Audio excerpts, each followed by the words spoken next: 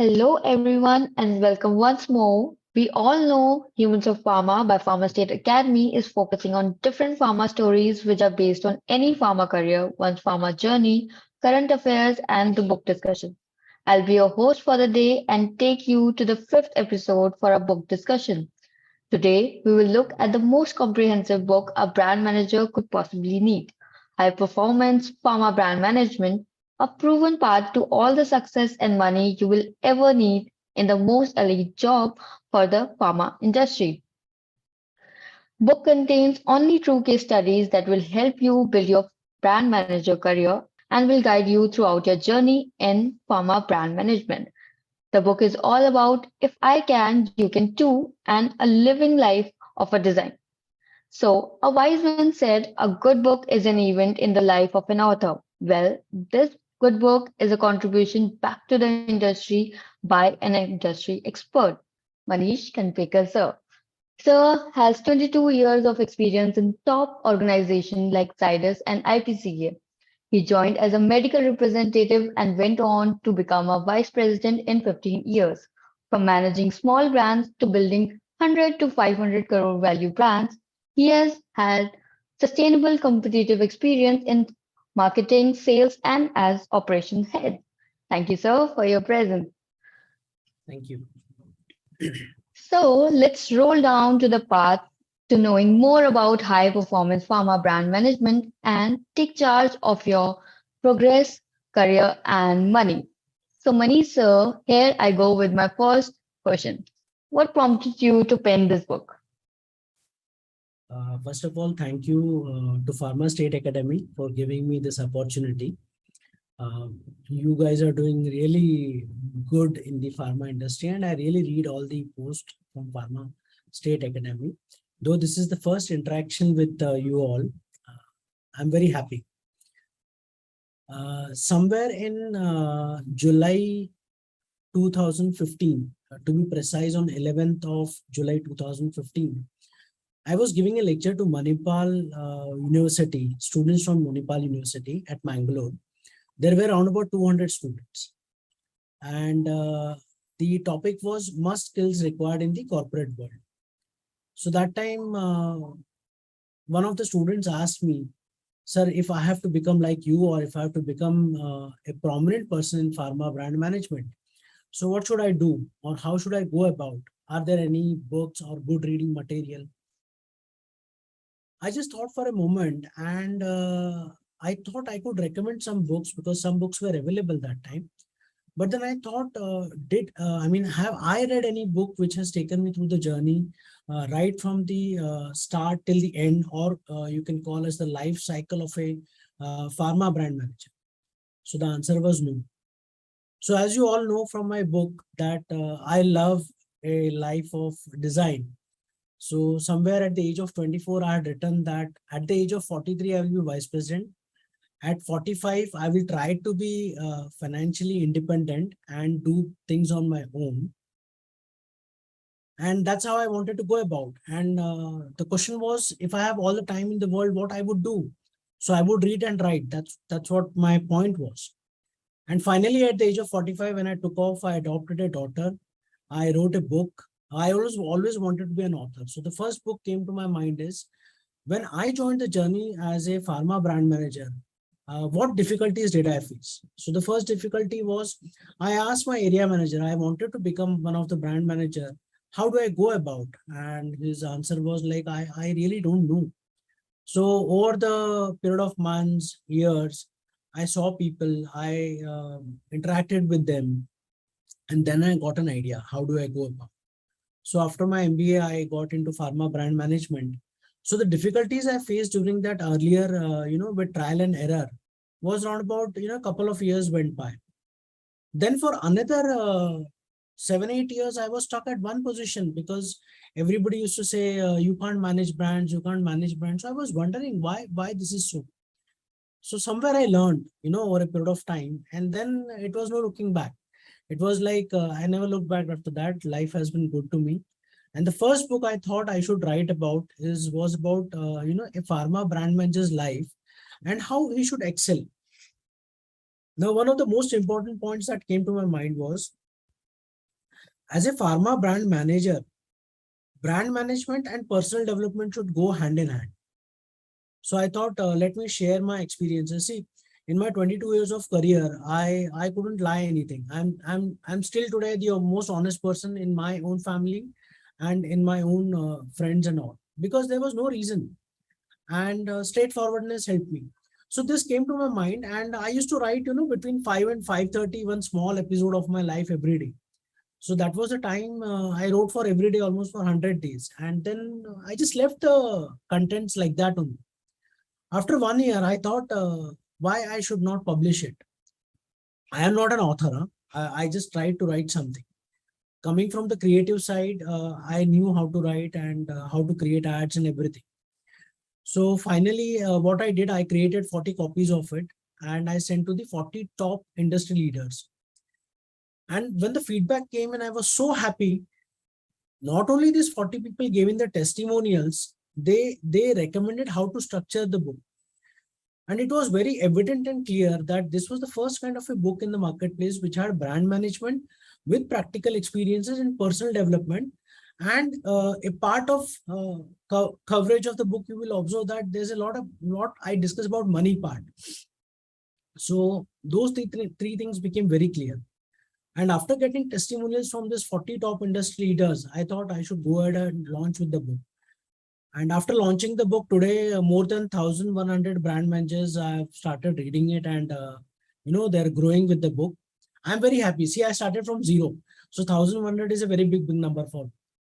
And if you look at today, US, UK, Germany, France, Japan, and Australia, there also the books are selling. People are trying to understand what goes into the Indian market, and since it is a practical book, so it's for the the initial brand managers and the complete life cycle of a brand manager. Yesterday only one of the brand managers called me up and he wanted to learn about sampling. So I told him that you have not read the book properly. There's this entire chapter on sampling which he can always refer back. So this book is going to become the basic reference book for everybody in the pharma brand management. So this was my first attempt to give back to the industry after I completed a lot of my personal goals. I would like also to tell the listeners that I have my own library of 6,000 books. So the room which I'm sitting is a library. So anytime I can pick up anything, read something, think creatively about it and move on about it. So this is how the book came into existence, and I'm very happy for it. Really wonderful to hear this. So, Manish, what changes have you noticed in the industry since you started as a medical representative and rose to become a vice president in 15 years? Yes, that's a very valid question of today. 2 weeks back, I was trekking at Satara range. Roundabout, we covered 4 forts. So there was one medical representative from a Pune-based company.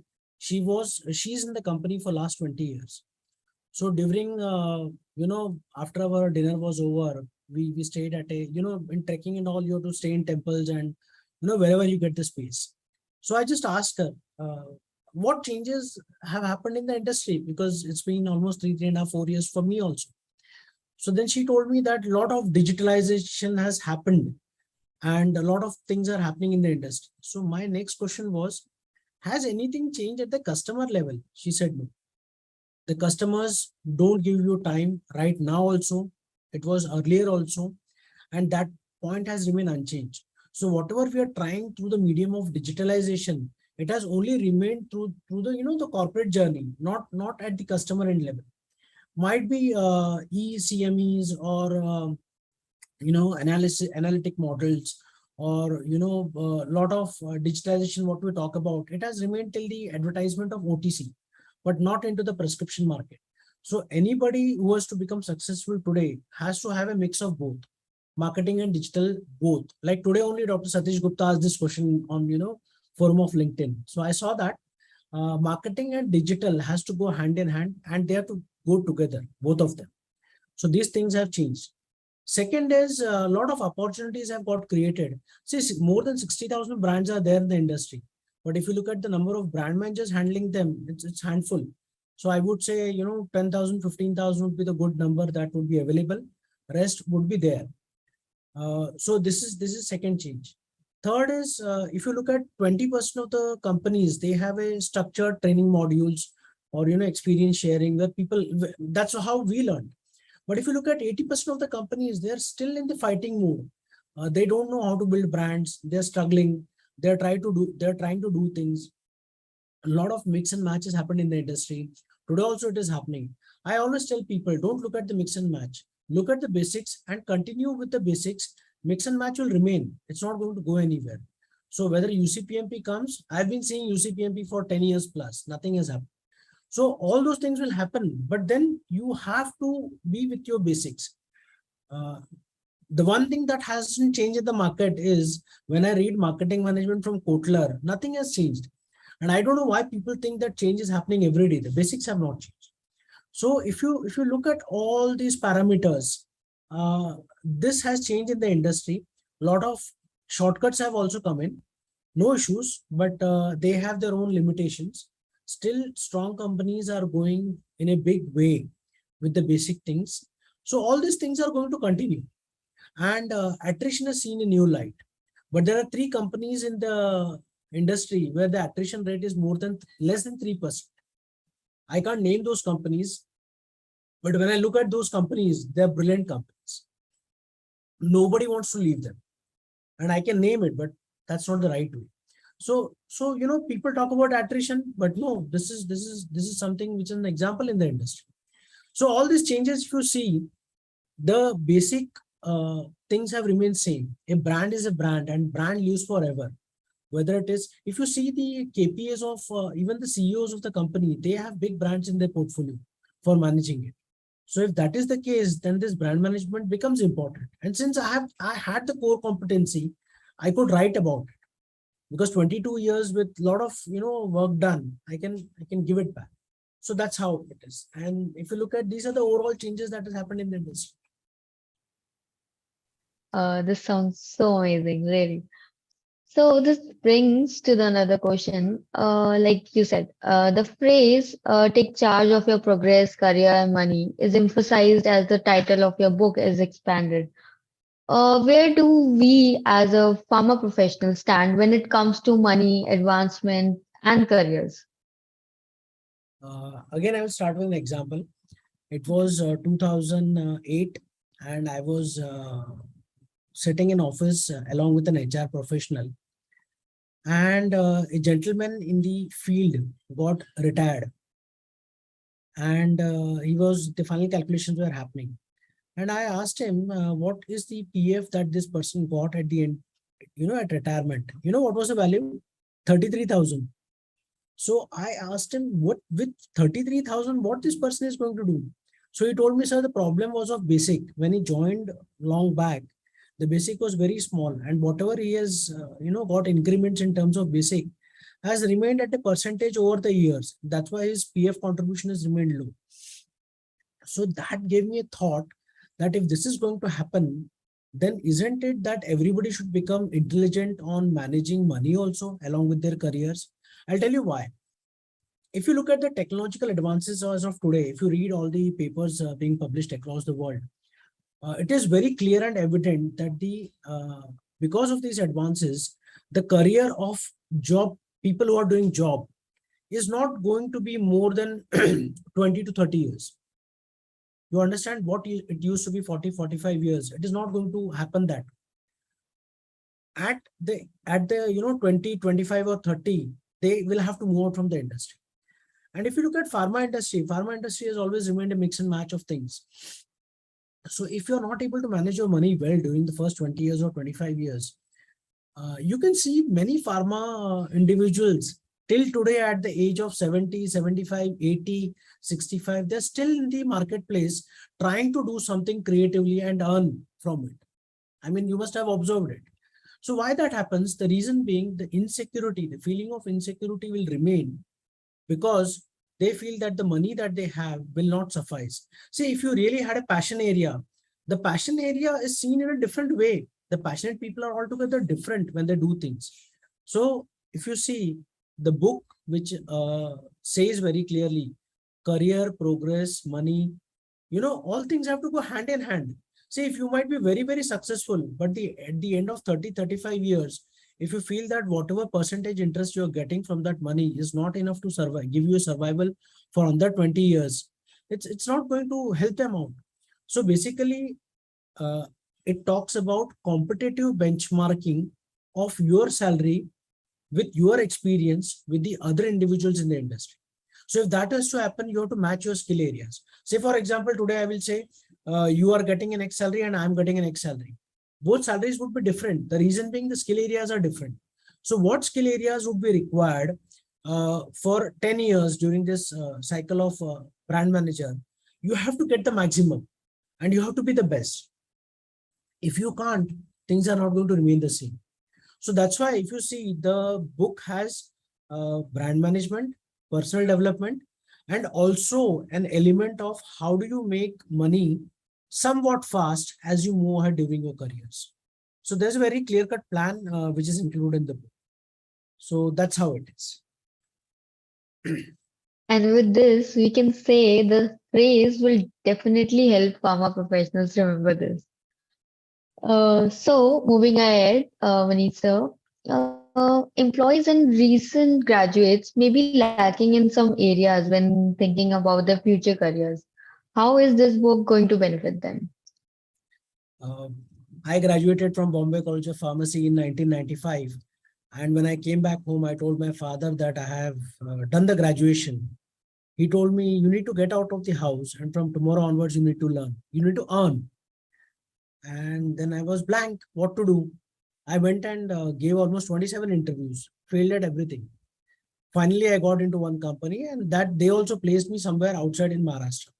So from that day onwards, I am outside. I've never came back to my own place. Father said, I've given you the education, move on. Now, if that was my case, it must be the case of more than 95% of the people still today. See, 3.5 lakh B.Pharms, they get graduated every year. They don't know, where to go about. Some of them are very good giving, given GRE, GMAT, moving outside. Some people go for M.Pharm. Some people go into production. Some people go into PMT. But if you ask today also, what exactly career you want to make it as a choice, the options are few and they don't know where to go about because they don't have a clear profile of their own personality. How do they go about? See, there are good institutes in Mumbai, 3 or 4 institutes where students are getting so much of exposure and industry exposure I'm talking about. So they know where to go about. But that is a very small number. People across India, they want to make their careers which give them a better advantage in the marketplace. So all those things, if you put together, these students, they don't know what to do about. So if you read my book, right from graduation, see, there are 6 to 7 case studies initially where different people have made their careers in pharma brand management. How did they go about? Even there's a case study of a driver. I had a driver, as a student who used to come for pocket money. So one day he told me, I want to become like you. And he actually went on to join as an MR after graduation. And thereafter, he struggled for 4 or 5 years. He did well in both the companies in Torrent and Novartis. And then he became product manager. And today he is a very well-known group product manager in one of the finest organizations. So I tell everybody that you have to know where do you want to go. So this 5, 6 case studies, MBA case studies, non-MBA case studies, all these case studies have been put forward, how to build your career. And then when you go into the organization, what exactly you need to do. And then 85% of the book is all about what exactly you need to acquire 12 skill areas in terms of brand management that will make you as a real good brand manager. So if somebody is doing B.Pharm or if somebody is doing MBA, they should read book right from that level so that they can build their careers over a period of time and they won't make many mistakes as we used to do. You should try this, you should try that, you should try that, all those things you should try. But then my recommendation is don't make so many mistakes, move ahead as fast as possible and earn as much as possible. So Brilliant advice. Moving on with another one. One of your recent social media posts states money follows skills. All know that. What is needed to know in which skills follow the money? Somewhere in 2004, I took this Jim Rohn course on personal development. And one quote, especially I loved it. It said, if you work for a company, you will get a salary. And if you work on yourself, you can make a fortune. So it took me a couple of years to understand that what the this self-development speaker was trying to say. And once I understood that, I knew he was talking about your skill development year after year and very aggressive. So then I shortlisted the skill areas. There are a lot of assessment modules available on LinkedIn, which tells you what skills are required at what level. So once I shortlisted that, and then I went aggressive all out towards it. So the promotion part, which I didn't get it for 7-8 years, and after that, every second year I got promoted. You understand? Sorry, in the initial phase, I was not getting it. But in the second phase, I got so much that I literally became intelligent on this part. And I said, someday or the other, I'm going to teach people about this. So when I started writing the book, there are 12 skill areas if you see. These 12 skill areas are the must skill areas that you need to master whenever you're doing brand management. Because brand manager is one position where he has to deal with every other department and he has to become successful in every department. So that's a unique position and it's a very specialized job. So for a specialized job, you require specific skill areas. And the more you acquire the skill areas, your package automatically goes up. Because it's all about, I'll give you an example. I always tell people, say you have 4 people under you and you have learned to manage 4 people very nicely. So the time has come for you to move up to the next level because you have learned people management. And if you're not moving up, it's your problem. So if any skill area you have acquired, say managing a portfolio of brands, if you have learned it, you have to move to the next level. So these skill areas, if you learn one by one, that helps you in moving ahead. So 12 skill areas are very specific, right from creativity to moving up the ladder, to brand metrics, to brand management, to new product development, everything that is required during the life cycle of a brand manager, that is there. Today, many people become bosses, but they don't know what or where the basics come in. And if you don't know the basics, then the bias comes in. You are coming from a good institute, I will help you. You are not coming from a good institute, I will not help you. You are worst, you are good. So all those things happen. And when these things happen, then you forget the larger picture, that what you want to do, where you want to do, or what do you want to achieve. All those things remain aside. So those who are very interested in building up their careers professionally, like it helped me a lot during my career. So I thought it should help everybody who is coming to the industry. And my book is one of them, along with other books, which will help them. Because there are a lot many authors, lot many people who have written good things, good stuff. So this is also an addition to it. So that's this people who are coming from colleges, if they can lay hands at the start of the career. I'll give an example, one last example. One of the colleges of B.Pharm plus MBA, they called in and they purchased 10 copies and they have kept in their library.